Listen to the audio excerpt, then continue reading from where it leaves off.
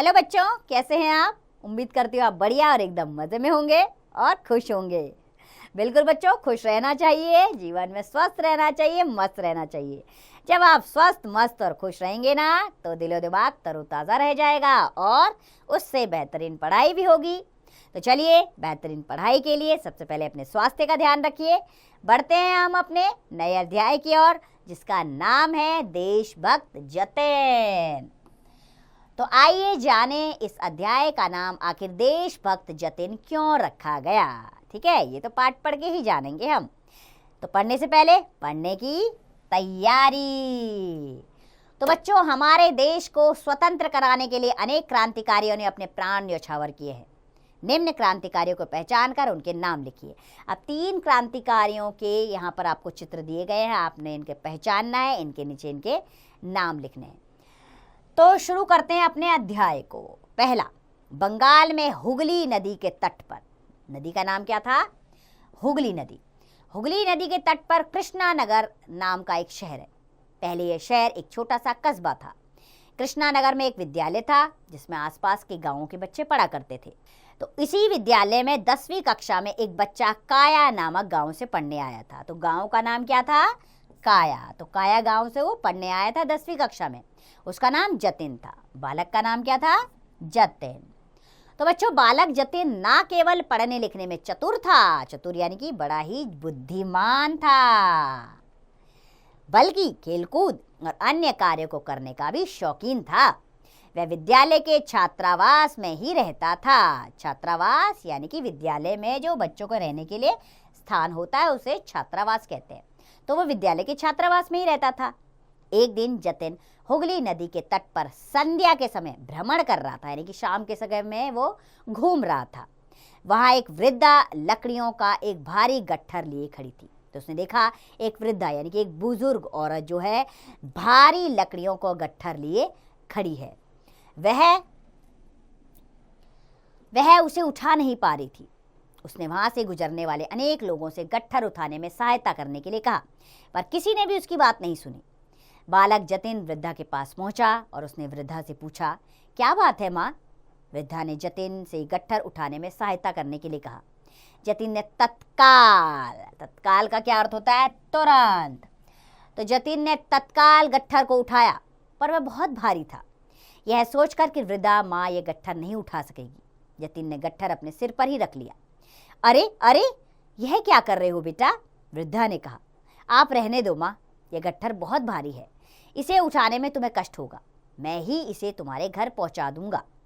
यह कहकर जतिन वृद्धा के आगे आगे चल पड़ा। वृद्धा के लाख कहने पर भी जतिन ने गट्ठर वृद्धा को नहीं दिया और उसके घर पहुंचा दिया। वृद्धा ने जतिन को बहुत आशीर्वाद दिया। तो चलिए पहले मौखिक प्रश्न कर लेते हैं। ठीक है, वृद्धा की बात कौन नहीं सुन रहे थे? वृद्धा की बात आसपास से आते जाते लोग नहीं सुन रहे थे।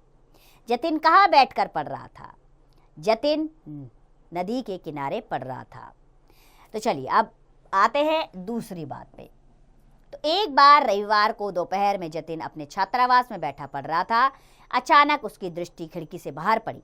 एक अंग्रेज ने नारियल वाले से 3 नारियल लेकर उनका पानी भी पी लिया और पैसे मांगने पर वह नारियल वाले को पीटने लगा। बालक जतिन से ये अन्याय यानी कि गलत कार्य, अन्याय नहीं देखा गया। किससे? जतिन से नहीं देखा गया है अन्याय। वह उठा और वहां आकर उसने अंग्रेज से नारियल वाले को पैसे देने के लिए कहा। अंग्रेज भला उसकी बात क्यों सुनता? उसका तो राज था। एक हिंदुस्तानी लड़का उससे इस तरह की बातें कहे, यह उसे कैसे सहन होता? उसने जतिन पर घूंसे का वार कर दिया। फिर क्या था?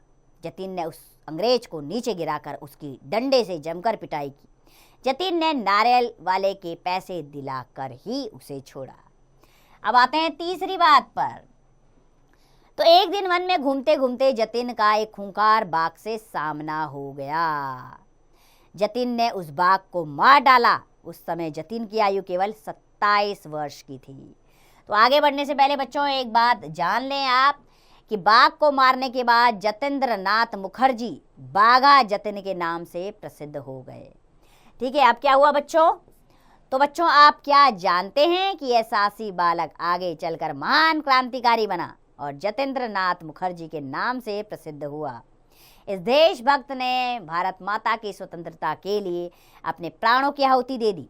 आज भी इसके शौर्य की गाथाएं बंगाल के घर घर में कही जाती है। तो ये थे जतेंद्र नाथ मुखर्जी, जो क्रांतिकारी देशभक्त थे, जिन्होंने अपने देश को आज़ाद कराने के लिए अपने प्राणों की बलि दे दी।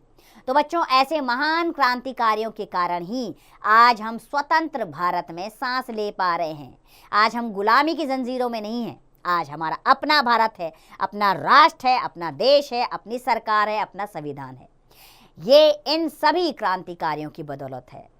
हमें इनका शत शत नमन करना चाहिए और हमेशा इनको याद करना चाहिए, क्योंकि आज ये ना होते तो आज इस धरती पर हमारा ये जीवन सुरक्षित ना होता।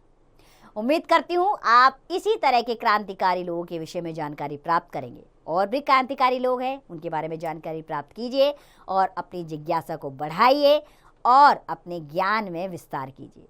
खुश रहिए, स्वस्थ रहिए और आनंद मंगल जीवन जिए।